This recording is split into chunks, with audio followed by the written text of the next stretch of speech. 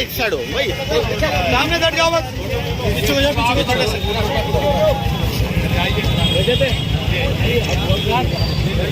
नारा लगाओ जरा।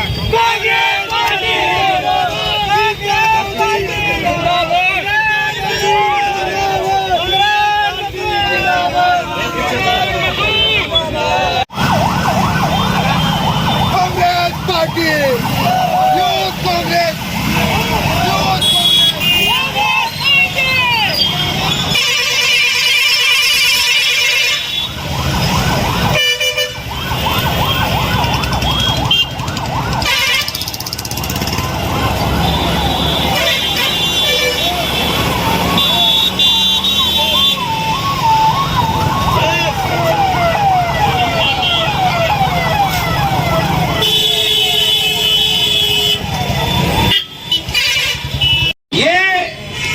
कांग्रेस है, ये किसी जाति और धर्म की पार्टी नहीं है।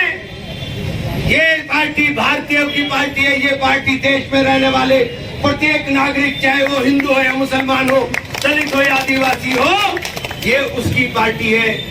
इसलिए इस महाशाकुंभर के चरणों से इस यात्रा का आरंभ हो रहा है। ये सरजमी, जिस सरजमी के ऊपर एक तरफ मां शाकुंभरी है, दूसरी तरफ कलियर है, तीसरी तरफ दारुल उलूम देवबंद है, चौथी तरफ सहारनपुर के अंदर आपने देख लिया है कि सहारनपुर में भी हिंदुस्तान के एक बड़े मंदिर का निर्माण होने का काम हो रहा है।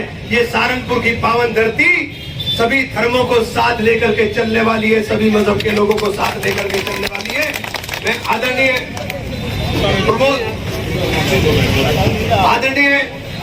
मीम अफजल साहब से गुजारिश करूंगा कि अपना संबोधन करें। दोस्तों,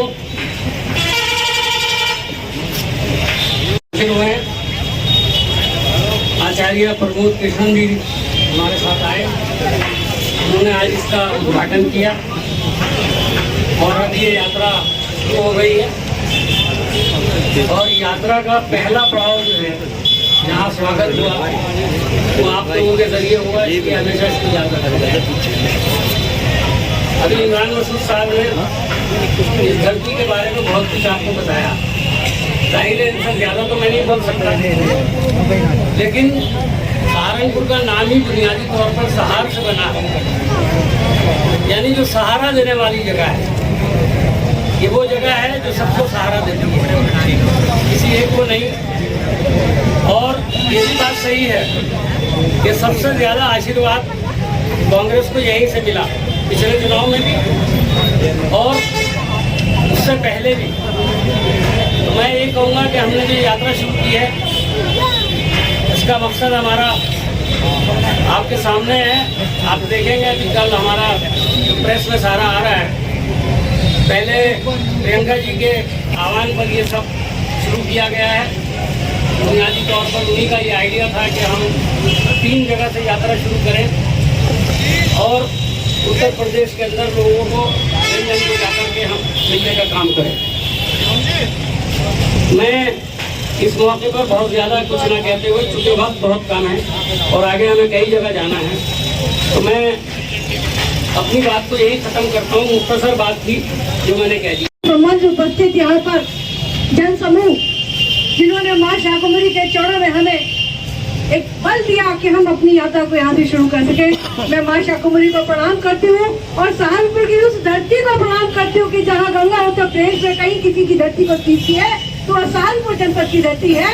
उस जनपद में मां शाकुंभरी है। उस शाकुंभरी माता को प्रणाम करते हुए मैं एक बात याद दिलाना चाहती हूँ कि मां शाकुंभरी ने जब उस वक्त मां शाकुंभरी का प्राकट्य हुआ था, जिस वक्त अकाल हो रहा था और उन्होंने मां दुर्गा ने संकल्प किया था कि मैं शाखों से प्राणों की रक्षा करूंगी, तो मां शाकुंभरी ने एक संदेश दिया था कि शाक है, पात है, किसान है तो देश है, जनता है, समाज है।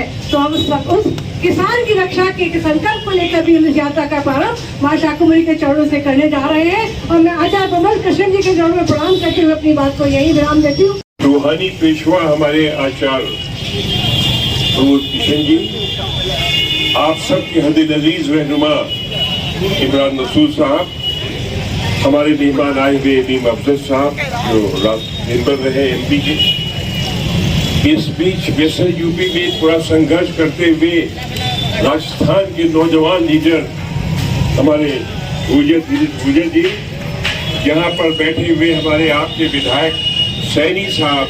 जिंदाबाद। ठंडा ठंडा मत करो, थोड़ा जोर से किया।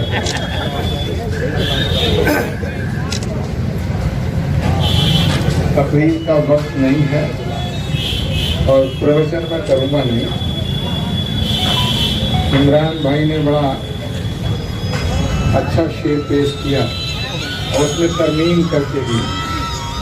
कहना चाहता हूं कि हमारे शास्त्रों में लिखा है, हालांकि मैं ये बात करने के लिए नहीं आया था, मुझे तो कहा गया था झंडी दिखानी है, भाषण नहीं देना है, लेकिन इमरान कहना चाहता हूं कि हमारे शास्त्रों में लिखा है, हालांकि मैं ये बात करने के लिए नहीं आया था, मुझे तो कहा गया था झंडी दिखानी है, भाषण नहीं देना है, लेकिन इमरान पैगंबर, ऋषि मुनि, महात्मा, अवतार, देवी देवता वो किसी एक वर्ग का, एक जाति का, एक सूबे का नहीं होता है, वो होता है तो पूरी कायनात का होता है। इसीलिए भगवान श्री राम को मर्यादा हिंदू नहीं कहा गया, उन्हें मर्यादा पुरुषोत्तम कहा गया, इंसानों में सबसे बेहतर। और पैगंबर इस्लाम रसूलुल्लाह को रहमतुल मुसलमीन नहीं कहा गया, रहमत। कोई साहब हमारे सीनियर पार्टी के नेता हैं और मिनिस्टर रहे, बहरहाल 49 साल का राजनीतिक सफ़र सारा।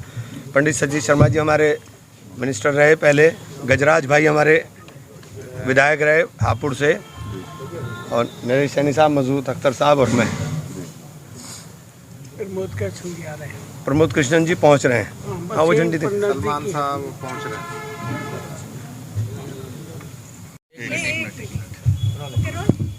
इमरान भाई, प्रतिज्ञा वार्ता से क्या परिवर्तन आएगा उत्तर प्रदेश में? देखिए, हमारा प्रयास है कि उत्तर प्रदेश से कुशासन की समाप्ति हो और एक सुशासन की स्थापना हो। और कांग्रेस हमेशा दलितों का, पिछड़ों का, अगड़ों का या किसी और वर्ग का बात अकेले नहीं करती। कांग्रेस ने हमेशा भारतीयता की बात की है और केवल भारतीयता के लिए ही लड़ने का काम करती है। कांग्रेस किसी जाति धर्म विशेष की ना पार्टी है, ना जाति धर्म विशेष के नाम के ऊपर हम राजनीति करते हैं। और इसीलिए प्रियंका जी ने जब प्रतिज्ञा की बात आई तो प्रतिज्ञा के अंदर नौजवान की बात है, किसान की बात है, मजदूर की बात है, गरीब की बात है, प्रदेश के विकास की बात है। और यही कांग्रेस है कि देश के अंदर रहने वाले तमाम नागरिक, चाहे वो किसी मत के हों, किसी धर्म के हों, किसी जाति के हों, उनके समान अधिकार हैं। और बाबा साहेब भीमराव अंबेडकर ने जो सपना देख करके अधिकार देश के अंदर देश के रहने वाले लोगों को दिए थे, उनकी रक्षा करना कांग्रेस अपना नैतिक दायित्व समझती है। और इसीलिए हम लोग पूरे प्रदेश के अंदर एक अपनी नेता प्रियंका जी के निर्देश पर निकले हैं कि हम, चूँकि इसमें कोई दो राय नहीं कि भारतीय जनता पार्टी के मुकाबला करने की पूरे देश में स्थिति केवल कांग्रेस की है, जो कश्मीर से लेकर कन्याकुमारी तक भारतीय जनता पार्टी के इन नीतियों का विरोध करने का, दम रखने का काम करती है।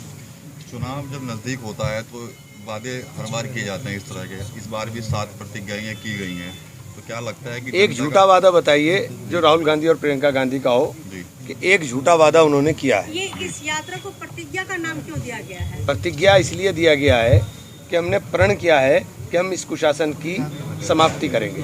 25 अक्टूबर को इमरान मसूद समाजवादी पार्टी में जा रहे हैं क्या? चर्चाएं चल रही हैं। कैसी आप बात करते हो? आपको यही चर्चाएं आप ही चलाने वाले हो, आप ही बताने वाले हो। एक महीने से मेरा लगातार ये चीजें लगातार, मैंने कल भी, अभी 3 दिन पहले AICC में बैठा था, मैंने कहा भाई मैं बैठा AICC में हूँ और आप समाजवादी की बात कर रहे हो। देखिए, मैंने आज भी उस बात पे कायम हूँ, कल भी उस बात पे कायम रहूँगा कि प्रदेश के अंदर प्रदेश की जनता बदलाव चाहती है। और बदलाव के लिए जिस प्रकार का उन्होंने पूरे देश के अंदर माहौल बनाया है, सब लोगों को साथ मिलकर के लड़ना चाहिए। ये मेरी व्यक्तिगत राय है और मैं इसके ऊपर कायम हूँ। और सब लोगों को साथ मिलकर लड़ेंगे तभी उनको हरा पाना आसानी के साथ संभव होगा। आपका मतलब है कि कांग्रेस को सत्ता से गठबंधन कर लेना चाहिए? मेरी व्यक्तिगत राय निश्चित रूप से करना चाहिए। इमरान भाई, ये सवाल सारे इसलिए उठते हैं क्योंकि समाजवादी के प्रति उमड़ता हुआ प्रेम कि हम मेरा कोई सक्षम प्रेम नहीं हैं, है। मैं देखिए, नहीं, मैंने किस दिन कहा? अगर मैं कहता तो यहाँ मैंने किसी दिन नहीं कहा। ये केवल आपके दिमाग की उपज है। मैंने हमेशा एक बात कही कि समान विचारधारा, और ये दिल्ली में आपने मेरे इंटरव्यू में भी सुना होगा कि ज़्यादा जिम्मेदारी समाजवादी पार्टी की बनती है। सबसे बड़ा दल समाजवादी पार्टी है, उसकी जिम्मेदारी बनती है कि प्रदेश में अगर सुशासन की स्थापना करना चाहते हैं तो सब लोग मिलकर के साथ आकर के लड़ाई लड़ने का काम करें। ये बात मैंने परसों बिल्कुल खुल करके कही और यही बात आज भी कह रहा हूँ। राष्ट्रीय लोकदल से ही बातचीत चल रही है आप लोगों की? हमने कहा सबके लिए द्वार। मैं तो सबके लिए बात कर रहा हूँ भाई। जो समान विचारधारा के लोग हैं, जो इस फांसीवादी ताकतों से लड़ने के अंदर साथ आना चाहते हैं, सब लोग साथ आकर के लड़ें। अगर गठबंधन हो जाता है तो आपको क्या लगता है फिर कितनी सीटें गठबंधन के पास होंगी? देखिए, ये इस तरह का सवाल है, इसका कोई जवाब अभी नहीं दिया जा सकता। गठबंधन की बात आप कह रहे हैं, कहीं ना कहीं आपको भी लगता है कि भाजपा को कोई भी दल अकेले टक्कर नहीं दे सकता है? जी, कहीं ना कहीं आपको भी लगता है कि प्रदेश में भाजपा को कोई भी दल अकेले टक्कर नहीं दे सकता है, क्योंकि आप भी अगर मैं ना कहता तो ये आपको समझ में नहीं आती क्या? यही तो कह रहा हूँ मैं, आप समझिए। ठीक है, ठीक है। साहब बोलेंगे।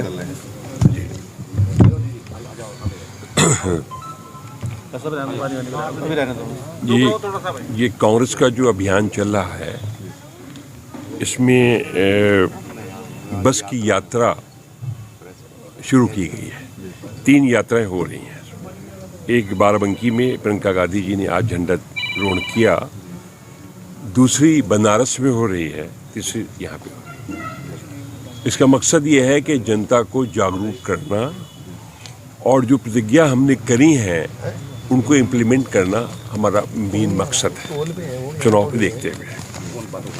तो इसमें जो प्रतिज्ञा 7 हमने एक्सेप्ट करी थी, उसमें टिकट वितरण में 40% महिलाओं को उनकी भागीदारी दी जाएगी और उसके बाद में जो लोग BA पास लड़कियां हैं उनको स्कूटी दी जाएगी।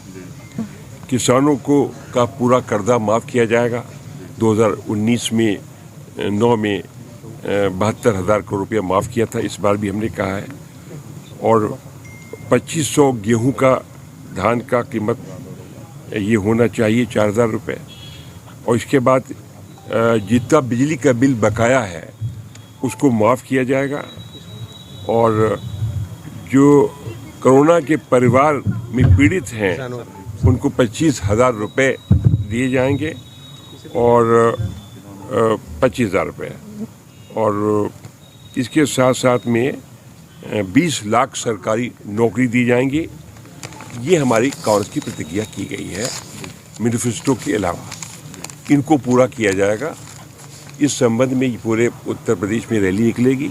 ये जो रैली यहाँ की है, ये यहाँ से निकलकर 2 दिन भ्रमण करके मुजफ्फरनगर जाएगी। मुजफ्फरनगर से ये बिजनौर परसों पहुँच जाएगी। बिजनौर से फिर ये पहुँच के मुरादाबाद पहुँच जाएगी। मुरादाबाद से फिर ये पहुँच के रामपुर बरेली होती हुई हाथरस, वो बदायूं, और बदायूं से हाथरस, अलीगढ़, मथुरा, आगरा, ये इसका रूट है।